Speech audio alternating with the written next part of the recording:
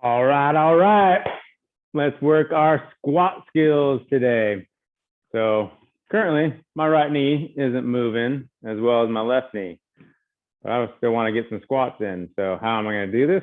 Well, let's work on some joint by joint help to get my right knee working a little bit better before I put it all into the somewhat simple but yet complex squat. So my go-tos, specifically if my knees are a little unhappy, is first just working some easy compression. So you go down 4-point position. Toes are going to stay tucked under so I can actually work some dorsiflexion where my toes are pulling up towards the knees. And then I'm going to just work on pushing back, trying to get my hamstring and calf to make some connection. And then coming forward. If that's really difficult, like for me, my left side, no problem. My right side, it's feeling a little clunky, a little junky. I take a pad, a rolled up towel, anything that then will create a surface that I can still compress into. So I'm still getting the biasing of my hamstring and calf to get some tactile pressure, which then helps open up my knee joint a little better. I can pump in and out of that.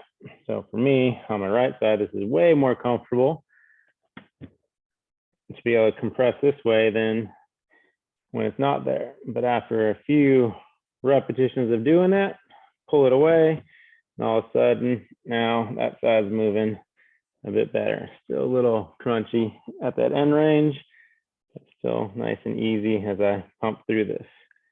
And then I like to then go a little downstream after that. So that's going to be my ankle.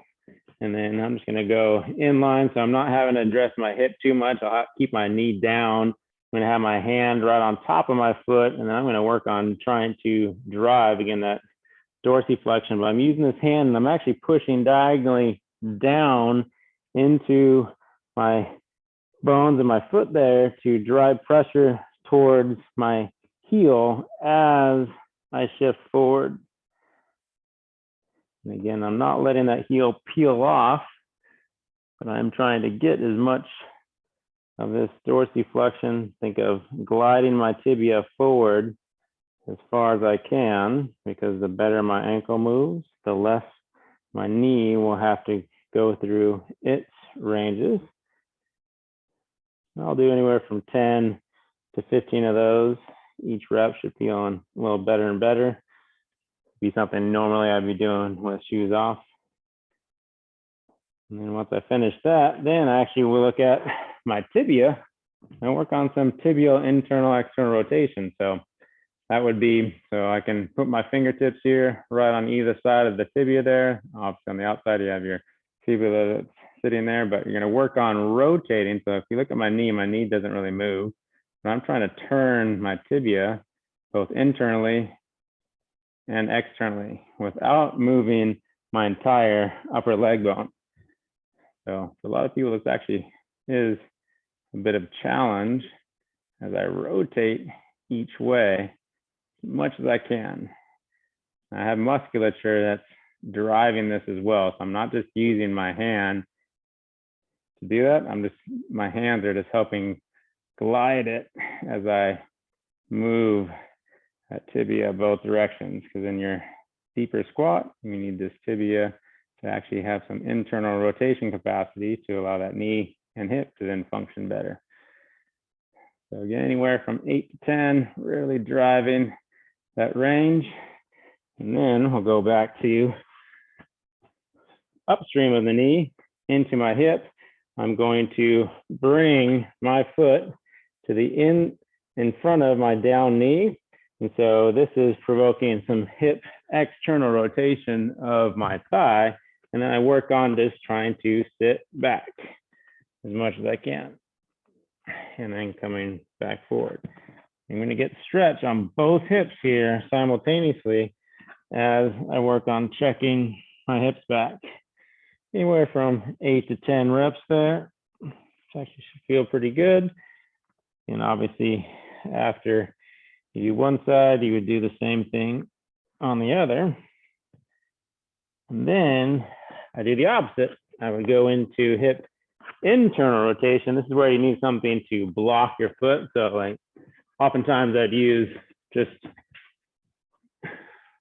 something sturdy like a chair on the ground, but I have these kettlebells here. I would put my foot to the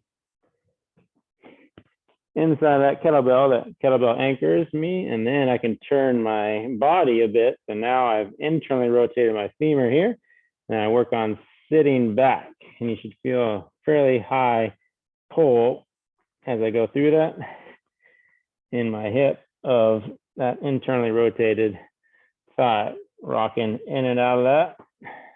Again, anywhere from 6 to 12 reps, deep breathing the whole time. Primes a lot of my lower half up. And then everybody's favorite one to work on, priming my midsection up. So I'm going to flatten that low back as if I put a band underneath it and I'm trying to pull it out from underneath you. I'm going to relax my neck, and then I'm going to work on my alternating leg drop series. I'll do 6 per side. Assuming that's feeling good, I'm able to keep my rib cage position, which means I'm controlling my pelvis. Then I would do doubles, same amount for 6. If you want to get fancy, you can go single leg, straight leg. If you're just rock solid, and then double leg, straight leg. That primes a lot of those joints that need to be playing together into my squat, which then now, as I hit my squat, I'm working on take my feet, feeling really anchored, can feel a little bit of torsion, but you don't want your knees just cranking out like you're riding a donkey. You want your knees to stay, fairly close to being right over your feet. And as you go down, you're working on dropping your butt straight down. So your first move should not be stick your butt back. Your first move should be drive your knees forward and then slide your hips down towards your heels and then driving all the way back up. I'm setting again that pack position, packing the canister, keeping the bottom of my rib cage, top of my pelvis fairly square.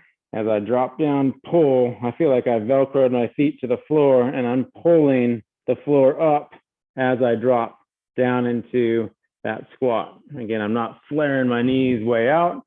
It's okay if my toes are slightly out.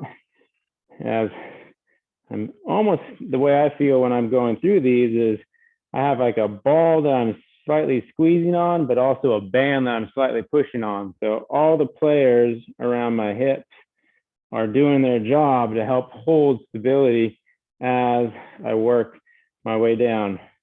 Great regression for this, if you need assistance, is your door jamb, and you would walk your hands down the door jamb to help maintain your more upright position so you don't turn it into a hinge. And then as you get better at that, then start playing around with your stance a little bit. You can go slightly offset.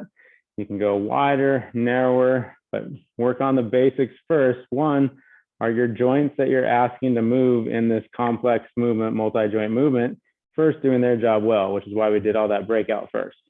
And then you put it all together and see if you can start coordinating it. And as you get better at that coordination, play around with loads, tempos, and speed and or position as far as biasing your stances. Okay, have fun with the squat and get to it.